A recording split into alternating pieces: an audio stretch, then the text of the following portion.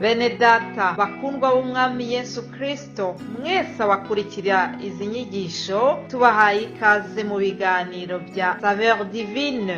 Ibi biganiro mu bitegurirwa n'abavugabutumwa bwiza batandukanye, akaba ari umuhamagaro ugendera ku ijambo ry'Imana byanditse mu gitabo cy'ubutumwa bwiza uko bwanditswe na Matayo ibice 24 umurongo wa 14. Kandi ubutumwa bwiza bw'ubwami buzigishwa mu isi yose ngo bube ubuhamya bwo guhamiriza amahanga yose, nibwo imperuka izahera ko ize. Ibi biganiro mubikurikira ku channel ya YouTube yitwa Saveur Divine. Tubifurije kugubwa neza. Imana Data ari nayo So ibaha umugisha.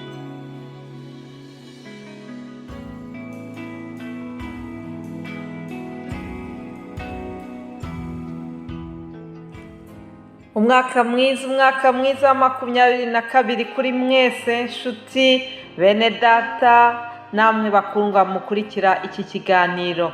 Ndizera ko mwarangije iminsi mikuru neza, ndizera yuko uyu mwaka mwawinjiyemo mu mahoro. Nibyo koko umunsi wa mbere w'umwaka abantu baba bahimbawe, ababishoboye bakarya neza, bakambara neza, bagahura, inshuti zigahura, nuko bagakora umunsi mukuru bakanezerwa. Ibyo rwose ni byiza. Ariko iyo urebye neza, uyu munsi wa mbere w'umwaka ni nk'iyindi. Ni ukuri nubwo ari ku bunani, iyo ari ku bunani, ibyo ntibibuza ko mu mihanda habaho za aksida. Ibyo ntibibuza ko no muri za hopitali haba abantu bapfa.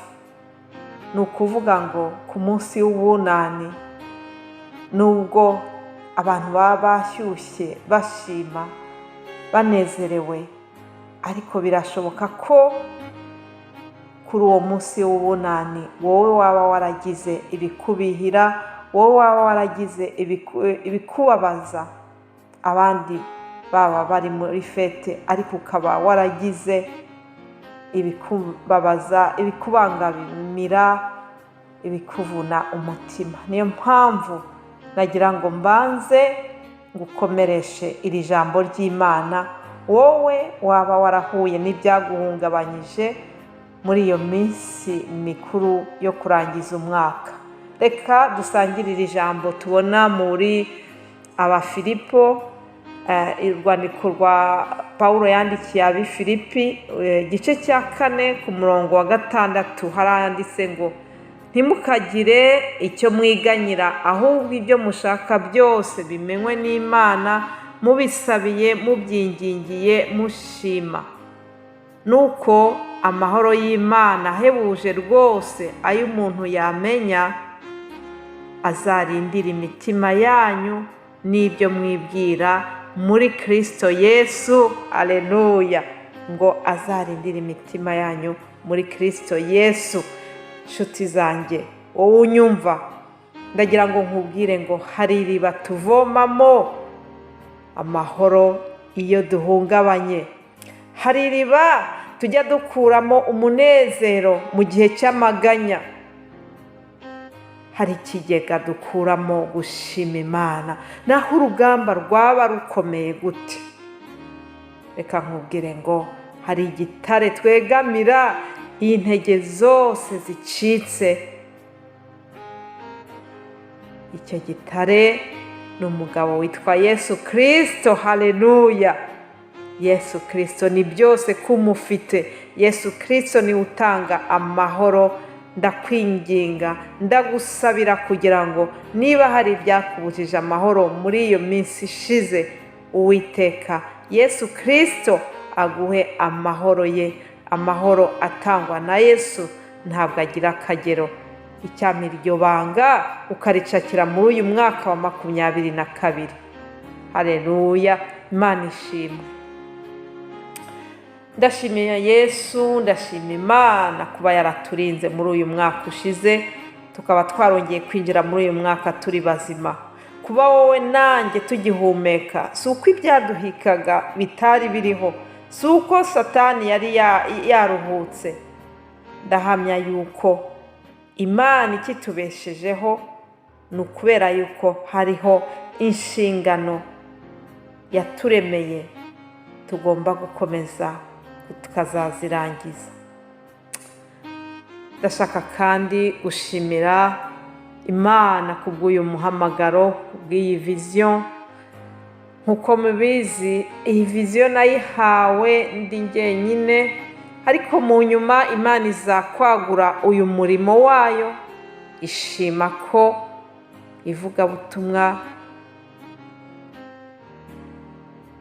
iri vugabutumwa rinyura muri Saveur Divine. Imana yashimye yuko hiyongeramo ururimi rw'Ikirundi ndetse n'Ikinyarwanda. Rero ndashimira Imana cyane kubw'abakozi bayo igenda ikoresha kugira ngo buri munsi mubone ijambo kandi riryoshye, ijambo ritunga ubugingo. Ni ukuri ndagira ngo mbabwire yuko nciye bugufi cyane mbivuga, ariko ndemeza yuko uwo nguwo ari umugisha udasanzwe muri ibi bihe bya nyuma, aho inyigisho z'ubuyobe, aho abahanuzi b'ibinyoma bagwiriye. Ndashimira Imana yuko muri Saveur Divine duhabwa ijambo ry'ukuri, kandi ijambo ridafite inyungu iyi n'iyi rishingiyeho. Haleluya! Iryo jambo rikaba rishingiye kugira ngo Imana yonyine ihabwe icyubahiro. Imana ishimwe kubw'abana bayo ikoresha muri uyu murimo. Haleluya! Ni ukuri mbasabiye umugisha mwinshi mwinshi, Uwiteka ajye abitaho nk'uko twita ku murimo wayo. Imana ishimwe cyane. Ndashimira kandi abantu badusengera, abantu badushyigikira mu buryo bwose, ari ubufatika n'ubudafatika. Ibyo byose ndabibashimira. Imana ijye yibuka imirimo yanyu mwese.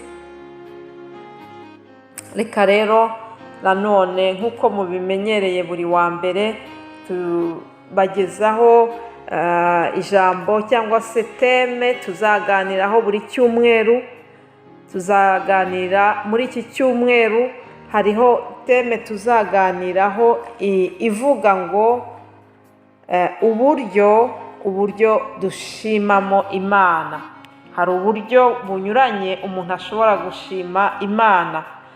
Ushobora gushima Imana mu ndirimbo, ushobora gushima Imana uyizanira ituro iri n'iri. Hari umuntu ushobora gushima Imana akagenda kureba mugenzi we akamusura, akagira icyo amushyira, akumva yuko ari uburyo bwe bwo gushima Imana. Ibyo byose ni uburyo bwo gushima Imana.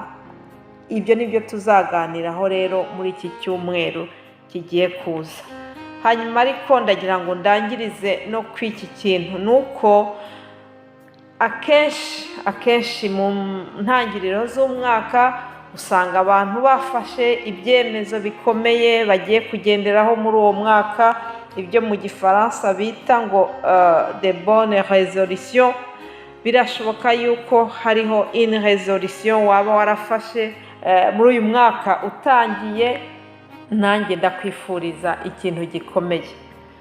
Ndakwifuriza ngo muri uyu mwaka dutangiye uzatunganira Imana.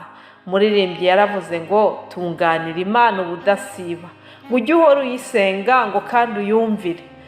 Arongera avuga ngo tunganira Imana, ujye ubana nayo, nutumbira Yesu uzaba nkawe. Haleluya!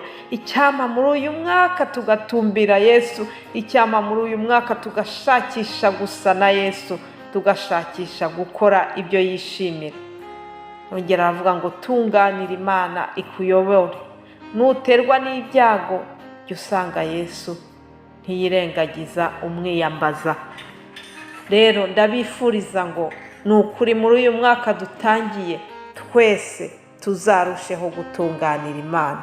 Nshuti yanjye, wowe unyumva muri aka kanya, ndashaka kurangiza nkubwira nkwinginga ngo tunganira Imana, uzatunganira Imana mu byo ukora byose. Ndabifuriza rero icyumweru cyiza, mutangire iki cyumweru cya mbere cy'uyu mwaka wa 2022 ndabifuriza kugira ngo muzagendane n'Imana muri byose, kandi umwuka wera azabaherekeze mu byo mukora byose. Reka amaraso ya Yesu azabarinde, azabatwikire aho munyura hose, mu izina rya Yesu Kristo, amen.